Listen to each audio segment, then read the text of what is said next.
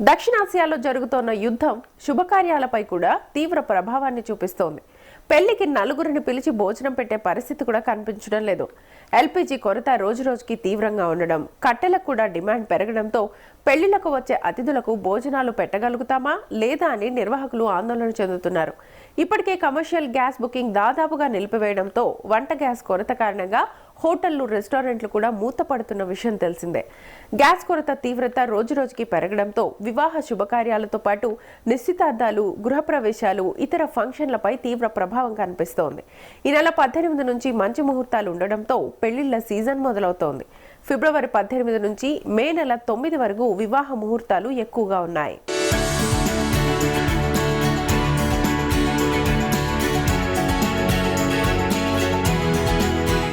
మే నెల 17 నుంచి జూన్ 15 వరకు అధిక మాసం వల్ల ముహూర్తాలు లేవు.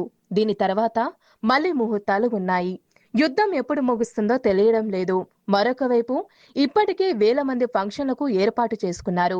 కానీ ప్రస్తుత పరిస్థితి శుభ కార్యక్రమాలు జరుపుకునేందుకు అంతగా అనుకూలత కనిపించడం లేదు.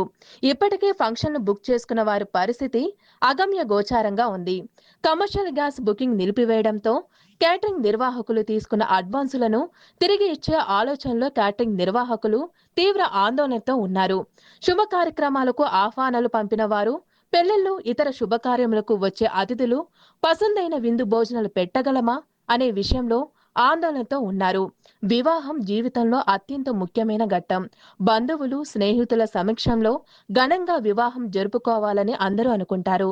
కానీ ప్రస్తుత పరిస్థితి అనుకూలంగా లేకపోవడంతో కొందరు వివాహ ముహూర్తాలు కూడా మార్చుకున్న యోచనలో ఉన్నట్లు తెలుస్తుంది.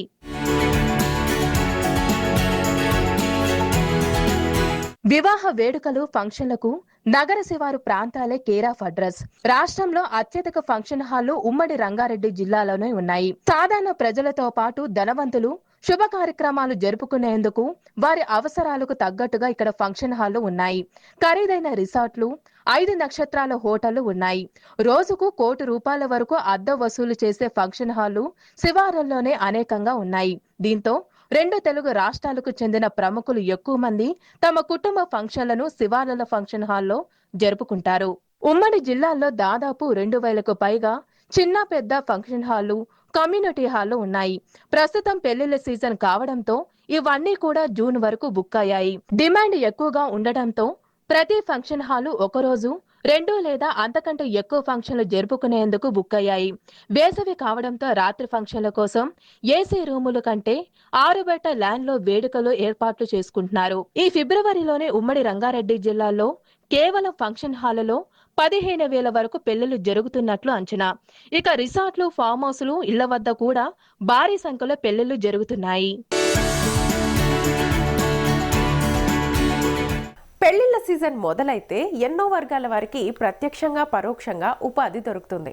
ముఖ్యంగా ఫంక్షన్ హాళ్లు, ఈవెంట్ నిర్వాహకులు, పురోహితులు, క్యాటరింగ్, పూల అలంకరణ, ఫోటో వీడియోగ్రాఫర్లు, వాయిద్య కళాకారులు, బ్యూటీ పార్లర్, షామియానా టెంట్ నిర్వాహకులు, ట్రావెల్ ఏజెన్సీలతో పాటు అనేక వర్గాల వారికి చేతి నిండా పనుంటుంది.